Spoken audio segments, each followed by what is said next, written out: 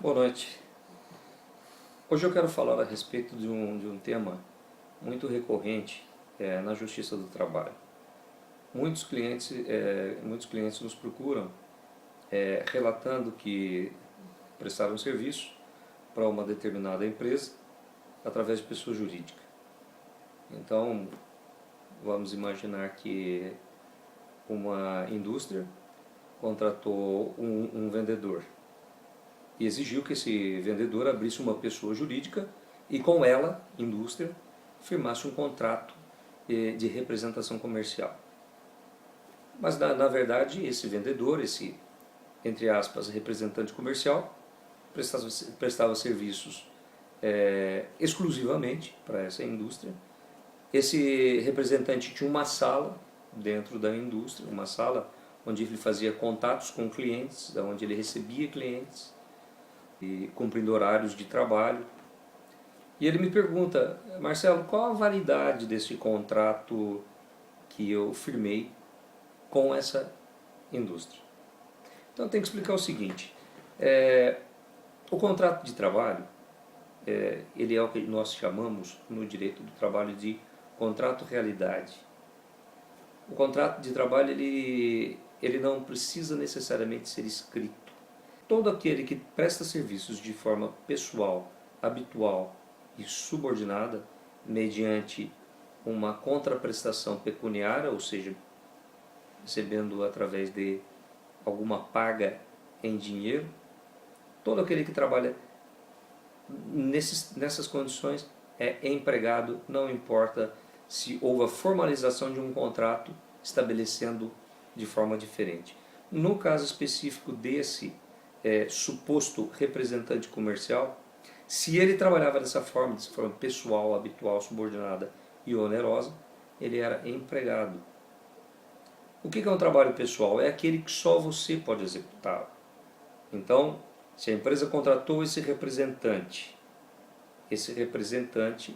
sendo um típico representante, ele poderia ter prepostos, ele poderia ter vendedores contratados por ele, registrados por ele, pessoas que ele remunerasse e desse ordens. E nessa hipótese ele seria um autêntico representante comercial, porque não é possível que você seja empregado e empregador ao mesmo tempo. Mas na medida que essa empresa contrata esse representante comercial e não permite que ele tenha prepostos, não permite que ele tenha angariadores, que ele tenha vendedores, aí se estabelece uma relação de caráter personalíssimo. O primeiro requisito preenchido. Segundo requisito, o trabalho será habitual. Esse representante trabalhava todos os dias, cumprindo horários de trabalho, preenchido segundo o requisito. Terceiro requisito, subordinação. Esse representante comercial dele é exigido o atingimento de metas. Ele tinha um gerente geral, um diretor comercial que lhe cobrava, que lhe dava ordens, que lhe chamava a atenção, que chamava sua atenção quando não cumpria metas, que fazia ameaças por não atingir metas, ameaça de demissão, ameaça de transferência para uma filial que reunisse condições piores de ganho e de trabalho.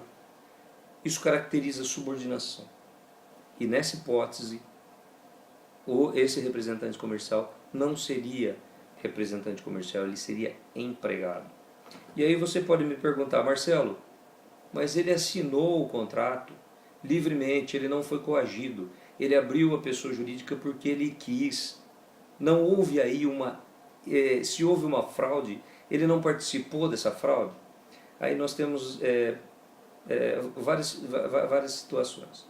Primeiro, a vontade das partes num contrato de trabalho tem muito pouca ou nenhuma importância. Pode ser que realmente, no momento da assinatura do contrato de representação comercial, no momento da abertura da pessoa jurídica, esse trabalhador, talvez ele quisesse realmente ser um representante comercial. Agora, ou seja, ele não queria ser empregado. Agora, cabia à indústria ou tomador de serviço não se comportar como empregador a partir de então. É por isso que nós chamamos no direito do trabalho de o contrato de trabalho ser contrato realidade, não importando aspectos formais, não importa o que tenha sido formalizado e entabulado no início, o que importa é a forma como as coisas acontecem na prática, no dia a dia. E situações como essa são levadas à justiça. Esse representante comercial, uma vez dispensado, normalmente procura um advogado, narra os fatos que aconteceram para o advogado ajuiza a ação trabalhista, pedindo o reconhecimento do vínculo empregatício.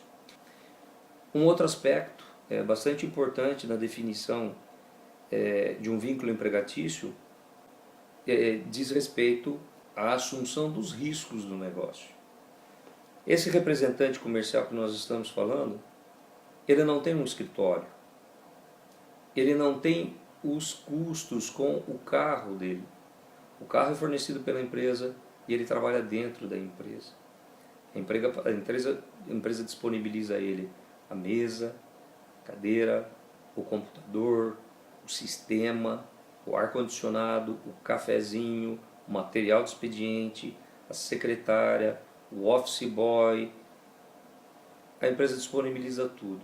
E uma vez que a empresa arque com os ônus, então, do empreendimento e arque com os ônus daquilo que teoricamente seria a cargo do representante comercial, se representante comercial legítimo fosse, ele está se colocando na condição de empregador. Segundo a definição da CLT, no artigo 2º, é empregador aquele que contrata, salaria, dirige e, assumindo os riscos do negócio, dirige a prestação pessoal de serviço. Então, presentes todos esses requisitos do artigo 2º, que define o empregador, do artigo 3º, que define o empregado, ou esse representante é empregado, não importando as formalidades envolvidas na contratação.